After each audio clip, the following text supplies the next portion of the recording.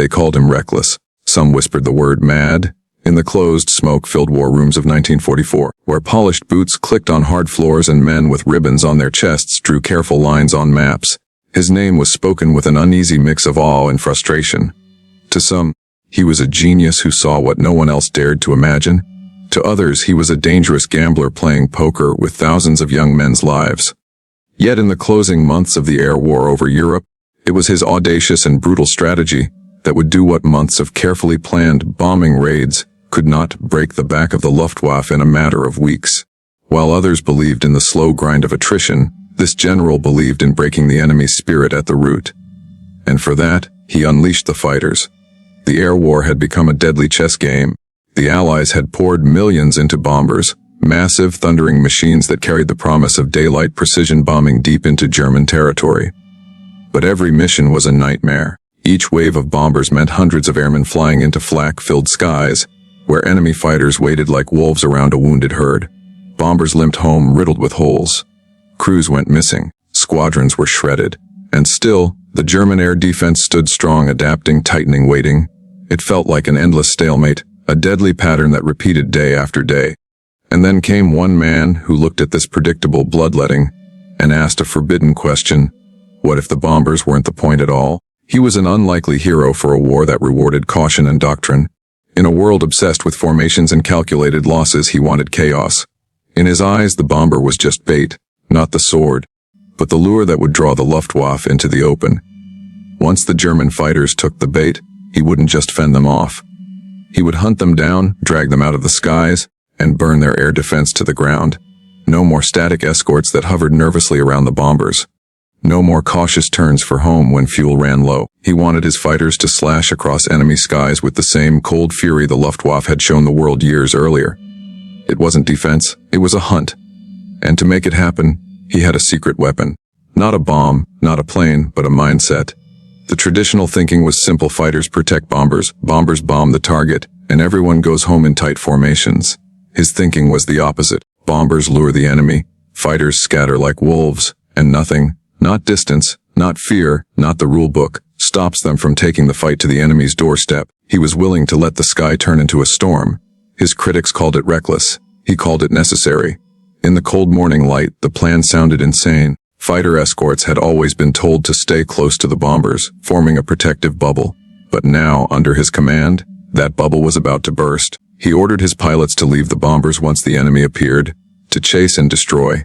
That meant splitting formations, pushing range limits, and entering combat deep over hostile territory where survival was uncertain. It was a shift from protection to annihilation.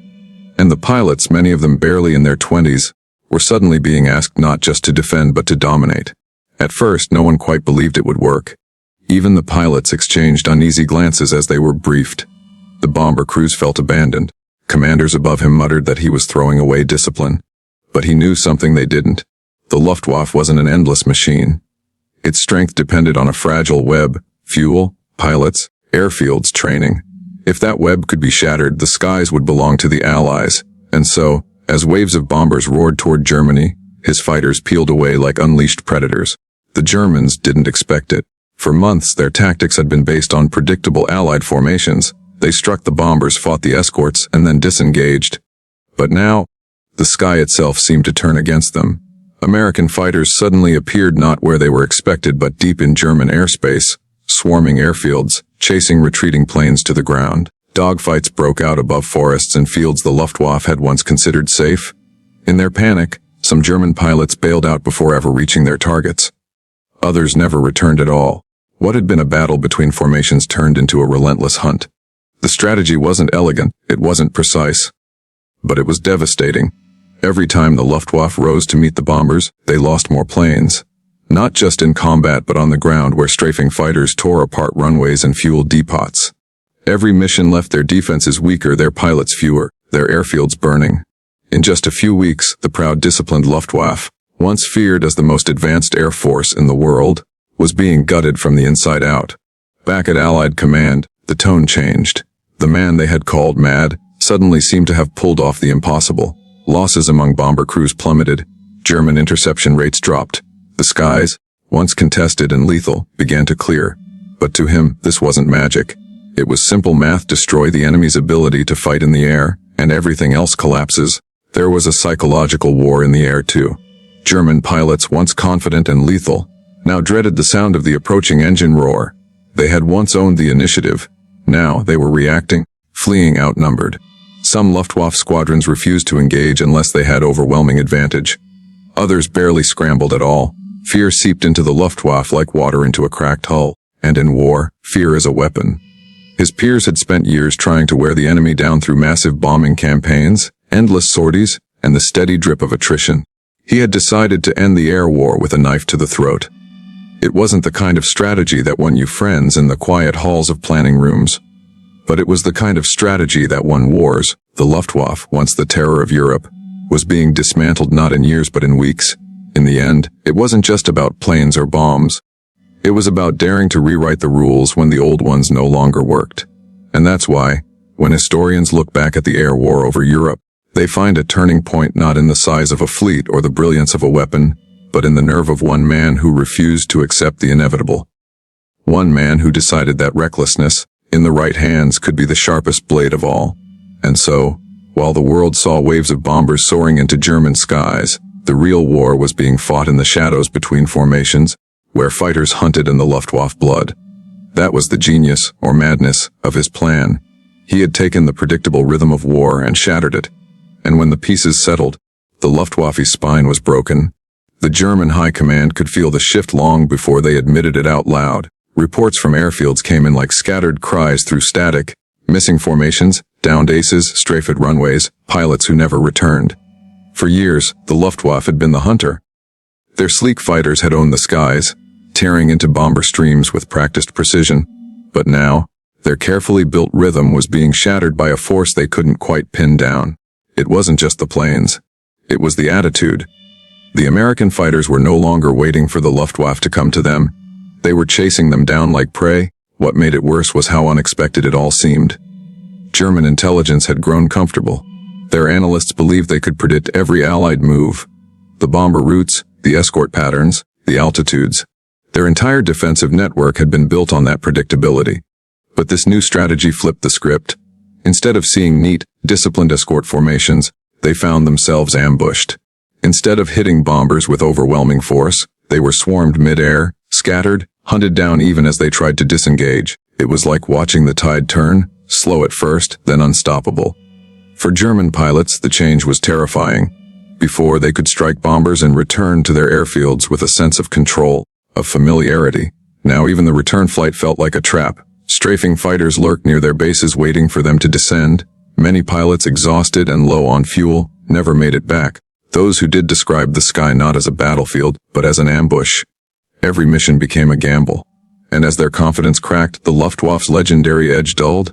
Back at Allied command, he watched it unfold like a man watching dominoes fall exactly as planned. For him, the brilliance of the strategy lay in its simplicity. He didn't need to match the Luftwaffe blow for blow in some grand, elegant battle. All he needed was to force them to fight where they were weakest, over their own territory, with nowhere to run. Every German fighter destroyed over its own airfield was one less plane that could be replaced easily. Every lost pilot was a hole in a shrinking pool of experienced men. The Luftwaffe didn't just bleed metal, it bled skill. The psychological effect was just as devastating as the tactical one. The Luftwaffe's core strength had always been its elite pilots, men who had cut their teeth in earlier campaigns, who believed themselves untouchable. They were legends in their cockpits, their names whispered with reverence among recruits. But legends don't survive when their world collapses around them. One by one, those aces were dragged into dogfights far from home, surrounded, outnumbered, and gunned down. Every loss sent shockwaves through the ranks. The younger pilots, already green and undertrained, saw their heroes vanish in smoke and fire. And with that, belief began to die. Meanwhile, Allied bomber crews began to notice something strange. The skies that had once swarmed with German interceptors now seemed thinner, quieter. Missions that had once guaranteed terrifying flak and fighter assaults were suddenly survivable. Crews who had braced for death found themselves returning home with all engines running. It wasn't a miracle. It was the calculated effect of a man who had dared to turn fighters loose. Every time his strategy worked, bomber losses dropped. Every time bomber losses dropped, the pressure on the entire Allied war machine lifted, And soon, the numbers told the story the Luftwaffe was cracking. German command tried to adapt. They adjusted patrol routes, shifted airfields, tried to conserve fuel. But adaptation in war is never easy when your enemy is already 2 steps ahead. Every time they tried to create safe zones, the fighters found them. Every time they regrouped, they were scattered again. The strategy didn't rely on complexity, it relied on relentless pressure. It was a fist closing around the Luftwaffe, not through one decisive blow, but through hundreds of small, merciless cuts. And then came the part the Germans feared most, the attack on their airfields themselves. Before, Allied bombers were the hammer, and fighters were the shield. Now the fighters were the spear. Strafing runs became a daily nightmare. Rows of parked aircraft were turned into burning wreckage before they ever left the ground. Maintenance crews were cut down where they worked. Fuel depots erupted in flames. German pilots, strapped into cockpits, found themselves being hunted before they even left the runway. It was war stripped of elegance. It was brutal, direct, and effective. Pilots who once flew with pride now flew with dread. They took off into skies where the enemy had already taken control. The hunter's role had reversed completely. And this wasn't just about air superiority. It was about shattering the Luftwaffe's very identity. For years it had represented speed, daring, precision. Now it was broken, scattered, reactive. And when an elite force begins to doubt its own invincibility, defeat isn't far behind. Behind closed doors, the German leadership tried to mask the truth with bold statements and doctored reports. They spoke of reorganizations, of regrouping, of tactical withdrawals. But the men at the airfields knew better. They saw the smoking craters. They counted the empty bunks. They watched the rookies climb into planes they could barely control. And they whispered the truth to one another: the Luftwaffe was dying. He, the general they had once called reckless, knew exactly why it was working. It wasn't about technology alone. Yes, the fighters he commanded had the range, the power, the speed to carry out his vision, but it was his refusal to accept the safe playbook that made the difference. He had turned every bomber run into a baited trap. He had made every German sortie a risk. And most importantly, he had understood what too many overlooked wars are not just won by machines. They're won by breaking the enemy's will to fight. As the Luftwaffe burned, the Allied High Command began to shift its entire approach around his ideas. Fighter groups that had once been tethered to the bombers like nervous guardians were now given the freedom to hunt. Squadron leaders were encouraged to be aggressive, to press deep, to strike fast. It was a cultural shift in the air war, and it spread like wildfire. Younger pilots, once frustrated by rigid escort tactics, embraced the new way. They didn't just fly missions anymore, they hunted. And with every successful strike, the sky tilted further in the Allies' favor. In German training schools, the opposite was happening. They no longer had time to properly train pilots. Desperate to fill squadrons, they threw barely trained teenagers into the cockpits of high-performance fighters. These boys were facing veterans who had been flying since before the war. It wasn't a fair fight. It was slaughter. And the more they were thrown into the meat grinder, the faster the Luftwaffe crumbled. The general didn't need to destroy every plane. He only needed to make sure every replacement came too late and too weak. By the spring of 1944, the Luftwaffe wasn't just losing battles. It was losing the war for the sky itself. Airfields that had once launched deadly interceptors now struggled to keep planes in the air. Pilots who once climbed with fire in their eyes now flew knowing they were outnumbered, outgunned, and outmaneuvered. And above them, Allied bombers roared deeper and deeper into the Reich, tearing at its war machine with near impunity. All of it, every burning airfield, every vanishing ace, every silent radar post, traced back to one man's refusal to play by the old rules. The irony wasn't lost on those who knew him. They had once tried to stop him, to temper his approach, to call his tactics unsustainable. But now, they watched his gamble pay off in real time. What they had labeled madness had turned out to be precision in disguise. He had seen the Luftwaffe for what it was. Powerful but brittle, fierce but finite. And he had shattered it where it was weakest. Not in the skies over the bombers, but in its own heartland. For the Luftwaffe, the nightmare had only begun. The last phase came not with a roar, but with a slow, crushing silence. German radar stations once buzzed with frantic reports of incoming Allied bombers, fighter intercepts, and desperate orders. Now, more and more often, the airwaves carried only static. The Luftwaffe's defenses weren't just weakened, they were hollowed out. Airfields sat quiet, stripped of planes, stripped of fuel, stripped of the men who had once flown with unshakable pride. The mighty force that had terrorized Europe's skies was reduced to scattered units, exhausted pilots, and hastily repaired planes that barely made it off the ground. The general's strategy had done something extraordinary. In just weeks, he had turned an opponent that once seemed unbeatable into a shadow of itself. This wasn't just military brilliance. It was psychological warfare at its most devastating. Every Luftwaffe squadron that failed to rise, every pilot who refused to engage, was proof that the war for the skies had already been decided. German commanders clung to the illusion of control, but inside they knew. The air war was lost. The American fighters, once bound by cautious escort duty, now moved like a living, breathing storm. They owned the airspace. They didn't wait for the enemy. They found them, cornered them, and ended them. Strafing runs became routine. Pilots hunted with a grim sense of purpose, knowing they weren't just protecting bombers anymore. They were dismantling the Luftwaffe, piece by piece. It was war stripped down to raw intent. Every mission tightened the noose. In cities and villages across Germany, civilians began to notice the change too. The once proud sight of Luftwaffe formations taking to the skies was now rare, almost mythical. Anti-aircraft batteries worked furiously, but without fighters above, their efforts felt futile. People had once looked up and believed their air force would protect them. Now they looked up and saw nothing but contrails of enemy planes crossing their skies unchallenged. The silence was louder than any siren. German pilots who did take to the skies faced a hopeless reality. They were outnumbered, outmatched, and constantly on the defensive. The fighter groups that had once formed tight, confident units were now a collection of fragments, thrown together in desperation. The veteran aces were gone, replaced by boys with trembling hands. Many of them barely had enough hours in the cockpit to master takeoffs, let alone face the swarming American fighters who dove at them with predatory precision. Every mission was a last stand, and the general knew it. His reports weren't boastful, they were cold, factual, and relentless. He didn't claim victory through speeches. He let the numbers speak. Luftwaffe operational strength was dropping like a stone. Interception rates had plummeted. Aircraft losses were outpacing production. Fuel shortages compounded the problem, grounding entire units before they even reached the runways. What had once been an organized air defense network was now a broken lattice of scattered, disconnected efforts.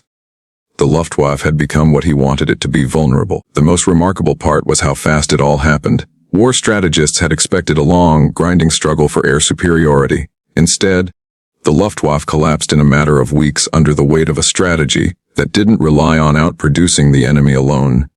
It relied on stripping away their ability to fight back. By taking the fight to their airfields, their pilots, and their confidence, he had cut the war's timeline in half. And that speed changed everything. Every day that the Luftwaffe stayed grounded was a day the bombers flew deeper, struck harder, and crippled the German war machine further. Factories, rail lines, refineries, all of it was left exposed. With the fighters owning the skies, Allied bombing campaigns became devastatingly efficient. Targets that once required multiple attempts now burned in a single pass. German production faltered. Fuel convoys were destroyed before they reached the front. Trains were ripped apart from the air. Even if the Luftwaffe had somehow scraped together enough planes, they no longer had the fuel, the infrastructure, or the morale to sustain the fight. And still, even as victory seemed certain, his strategy remained as aggressive as ever. He pushed his pilots to keep pressing, keep hunting, keep erasing what remained of the enemy. He understood a brutal truth: the moment you ease up, the enemy breathes again. So he didn't give them a single breath. Every sortie was another nail in the coffin. It wasn't cruelty, it was precision. He knew the Luftwaffe had once clawed its way back from desperate positions in earlier campaigns. He wasn't about to give them the chance to do it again. For the men flying under his command, it was both terrifying and exhilarating. They had been part of something that felt like history being written in real time. Many of them had once chafed under strict escort rules, forced to stay close to bomber formations like loyal hounds. Now, they were hunters. They moved fast, struck hard, and returned with victories that stacked up day after day. The pride in their squadrons grew, and so did their respect for the general who had trusted them to fight without a leash. The Luftwaffe, on the other hand, was now a ghost. Where once its aircraft had painted the sky in black crosses, now only smoke trails remained. Even German propaganda could no longer hide the collapse. Posters promising domination of the skies were quietly taken down. Recruitment offices grew desperate, but there were fewer volunteers.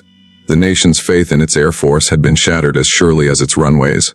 For many German pilots, flying had become a death sentence. Historians often talk about decisive moments in war as if they're grand battles, Epic clashes where thousands fall and victory is won with a single heroic push. But in truth, some of the most decisive blows come quietly. They come from one man daring to see the battlefield differently.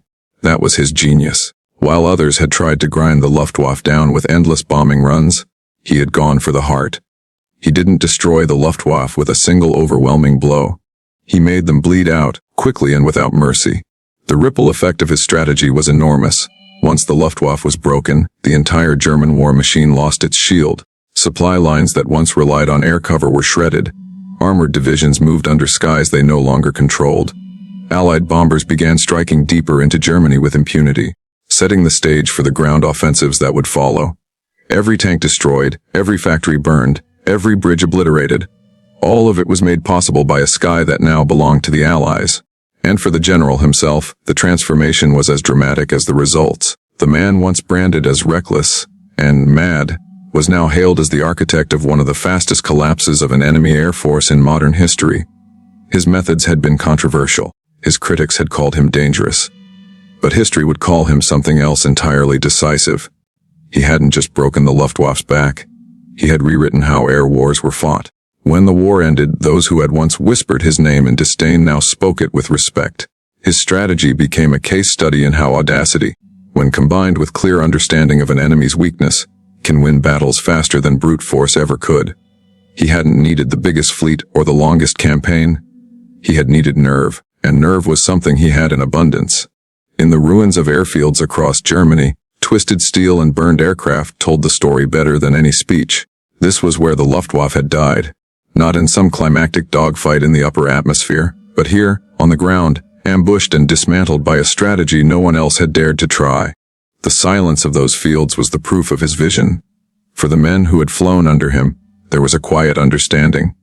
They had been part of something extraordinary. They had seen the tide of war turn not because of overwhelming numbers alone, but because one man had refused to accept the safe way.